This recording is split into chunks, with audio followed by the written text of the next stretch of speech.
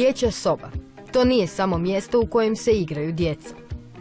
To je prostor u kojem oni uče, spavaju i mjesto u kojem u konačnici žele izraziti svoju osobnost. A urediti je dok su još maleni, za nekoliko godina unaprijed, tako da prati njihov razvoj, muka je kroz koju prolaze mnogi roditelji. A ako ne znate odakle bi počeli, možda je najbolje početi od stropa. Dobar dan. Žarko i Damir vrsni su soboslikari, a u domove unose čaroliju zvjezdanog neba. Zvijezdano nebo je preslika sazvježa na vaše stropove, znači kuća, stanova, hotela, šatora, čak smo u šatorima radili. Znači bilo gdje je strop, ko to želi, možemo mu to napraviti. Koliko dugo traje izrada zvjezdanog neba? Gledajte, u prosjeku to traje nekakvih 2 sata. Ja? Međutim, ovisno o uvjetima, o veličini prostorije i eventualno željama klijenata, može trajati dosta dugo.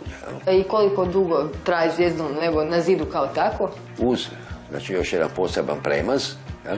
To traje i 15 godina. Sam proces izrade odvija se u potpunom mraku, u kakvom je zvijezdano nebo jedino i vidljivo. Mora biti 100% mrak da bi se dobila prava iluzija trodimenzionalnog zvijezdanog neba. I radi se u potpunom mraku? Radi se u potpunom mraku. Može biti neke posebne boje ili možete raditi na bilo kojoj boji? U načelu se može raditi na bilo kojoj boji ako je boja kvalitetna, ali najbolje ipak da je strop bijel. Na njemu se koriste materijali na bazi fosfora, a momci sve oslikavaju ručno nanoseći boju kistovima. Budući da je riječ o izrazito zahtjevnoj izradi, dobili smo priliku tek nakratko zaviriti u sobu u kojoj je nastajala čarolija. Ja bih vas molio sad da se ovo dalje ne snima, a kad završimo onda ćete moći pogledati kako to izgleda. Nakon 2,5 sata došlo je vrijeme za strašni sud. Dobar dan. Idemo? Da. A? Da. Mama, hoću. Reakcije su, kažu majstori, uvijek slične ovoj, no ova vrsta oslikavanja nije isključivo namijenjena dječjim sobama. Ljudi, menadžeri koji su pod stresom, oni su jako zadovoljni s tim, jer veli da ih to dosta smiruje, relaksira.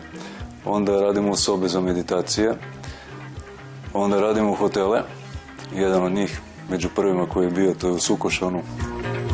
Pa tražite li način da oplemenite svoj životni ili radni prostor nečime što će vas uveseljavati ovim dugim zimskim noćima, razmislite o mogućnosti da ga obogatite svojim malim osobnim zvježđem.